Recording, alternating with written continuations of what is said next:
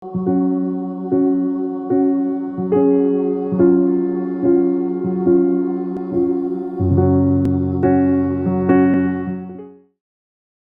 எங்கள் யாவருக்கும் ஆண்டவராகிய இயேசு கிறிஸ்து நாமத்தினால் வாழ்த்துக்களை தெரிவித்துக் கொள்கிறேன். கர்த்தர் தாமே உங்கள் ஒருத்தருடைய நினைவின் பிரகாரம் வழி நடத்துவாராக. நாம் தொடர்ந்து விசுவாசத்திற்காக ஜெபிக்கிற காரியங்களை பரிசுத்த வேதாகமத்திலிருந்து எடுத்துக்கொண்டு நாம் ஜெபிப்பதற்காக தேவனுடைய ஆலோசனை பிரகாரம் நாம் நடந்து வருகிறோம். எபிரேயர் 4ஆம் அதிகாரம் 2ஆம் வசனத்தில் வாசிக்கின்றோம். கேட்டவர்கள் விசுவாசம் இல்லாமல் கேட்டபடினால் அவர்கள் கேட்ட வசனம் அவர்களுக்கு பிரயோஜனப்படவில்லை என்று சொல்லி பார்க்கிறோம்.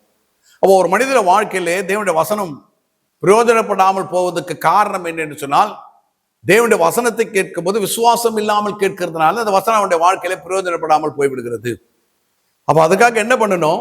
எல்லாரும் ஜெபிக்கணும். எப்படி ஜெபிக்கணும்? பிதாவை இயேசு கிறிஸ்து நாமத்தை சுமத்துறேன், உங்களுடைய வசனத்தை வாசிக்கும் போதும் உங்களுடைய வசனத்தை கேட்கும் போதும் நான் விசுவாசத்துடன் வாசிக்கவும் விசுவாசத்துடன் கேட்கவும் எனக்கு நீ கிருபை தரும்படியாய் கர்த்தராகிய இயேசு கிறிஸ்து நாமத்தை ஜெபிக்கிறேன் பிதாவேன்னு சொல்லி நாம் ஜெபிக்கக்கூடியவர்களாக இருக்கணும்.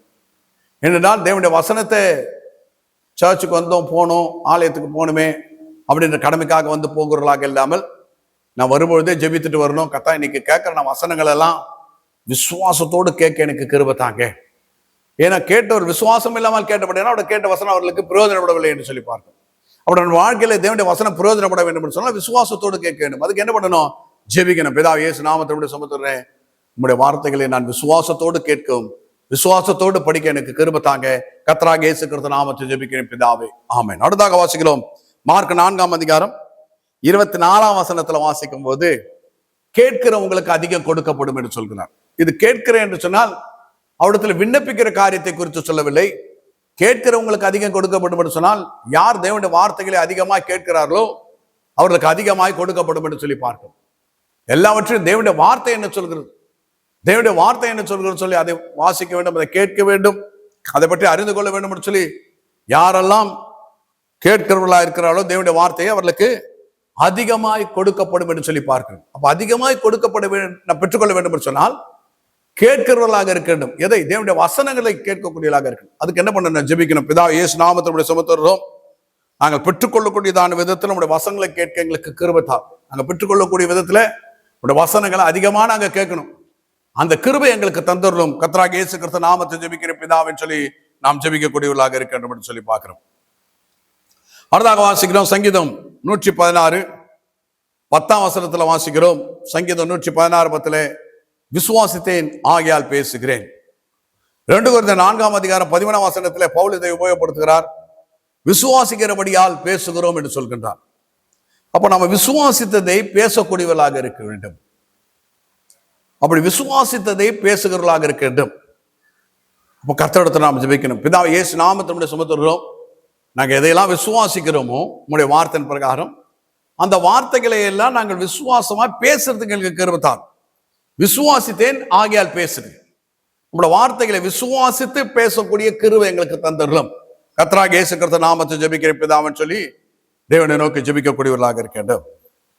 அடுத்தாக வாசிக்கிறோம். சங்கீதம் 27:13 ஜீவனுடைய தேசத்திலே தேவனுடைய நன்மை காண்பேன் என்று சொல்லி விசுவாசியாது இருந்தால் கெட்டு போயிருப்பேன் என்று சொல்லி பார்க்கின்றோம். எப்போ ஒரு மனிதன் கெட்டு போகிறானா? ஜீவனுடைய தேசத்திலே தேவனுடைய நன்மை காண்பேன் என்று சொல்லி விசுவாசியாமல் போனான். அப்போ விசுவாசியாமல் போனால் தான் கெட்டு போகிறனா இருக்கிறான். ஆகினால் என்ன பண்ணணும்? பிதாவே உம்முடைய நன்மைகளை இந்த பூமியில காண்பேன் என்று சொல்லக்கூடிய விசுவாசத்தை எனக்கு தாரும். உம்முடைய நன்மைகளை நான் இந்த பூமியில காண்பேன் என்று சொல்ல விசுவாசத்தை எனக்கு தாரும். கர்த்தராகிய இயேசு கிறிஸ்து நாமத்தை ஜெபிக்கிற பிதாவின் சொல்லி ஜெபிக்கக்கூடியவர்களாக இருக்கட்டும். ஏனென்று சொன்னால் ஜீவனுடைய தேசத்திலே தேவனுடைய நன்மை காண்பேன் என்று சொல்லி விசுவாசியாது இருந்தால் கெட்டு போயிருப்பேன். அப்போ தேவனுடைய நன்மை காணணும்னா நாம் இந்த பூமியில தேவனுடைய நன்மை காண்போம் என்று சொல்லி விசுவாசிகளாக இருக்கட்டும். அப்படி விசுவாசிகளாக இருக்கணும் சொன்னால் ஜெபிக்கக்கூடியவர்களாக இருக்கட்டும். கர்த்தாவே எனக்கு அந்த கிருபையை தாங்க சாமி, உம்முடைய ஜீவன்ல இந்த தேசத்துல உம்முடைய நன்மை காண்பேன் என்று சொல்ல விசுவாசத்தை எனக்கு தாங்க. கர்த்தராகிய இயேசு கிறிஸ்து நாமத்தை ஜெபிக்கிறேன் பிதாவின் சொல்லி ஜெபிக்கக்கூடியவர்களாக இருக்கட்டும். அதாக மத்திய 21ஆம் அதிகாரம் 22ஆம் வசனத்தை வாசிக்கும் பொழுது விசுவாசம் உள்ளவர்களா ஜெபத்தில் அவைகளை கேட்பில் அவைகள் எல்லாம் பெறுவீர் என்று சொல்கின்றார். அப்ப நம்முடைய ஜெபம் என்னவா இருக்கணும்? பிதாவை இயேசு கிறிஸ்து நாமத்தை சுமத்துறோம், நாங்கள் ஜெபிக்கிற ஜெபெல்லாம் விசுவாசமா ஜெபிக்கிறதுக்கு எங்களுக்கு கிருபை தாங்க. கர்த்தராகிய இயேசு கிறிஸ்து நாமத்தை ஜெபிக்கிறேன் பிதாவே, ஆமென். அப்ப ஜெபமே ஜெயம் இல்லை, விசுவாச ஜெபமே ஜெயமா இருக்கிறது. ஆகினால் என்ன பண்ணணும்?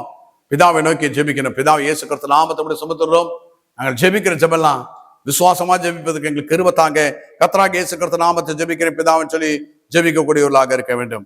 அடுத்தாக ஏசாயா 28:16 வாசிக்கிறோம், விசுவாசிக்கிறவன் பதறான் என்று சொல்லி பார்க்கிறோம். அப்ப கர்த்தரிடத்தில் கேட்கிறோம், பதறாத இருக்கிற விசுவாசத்தை எங்களுக்கு தாங்க இயேசு கிறிஸ்து நாமத்தில் பிதாவே. நம்ம எதையெல்லாம் கர்த்தரிடத்தை கேட்கிறோமோ அதெல்லாம் கர்த்தர் நமக்கு பதிலளிக்கக்கூடியவராக இருக்கிறார்.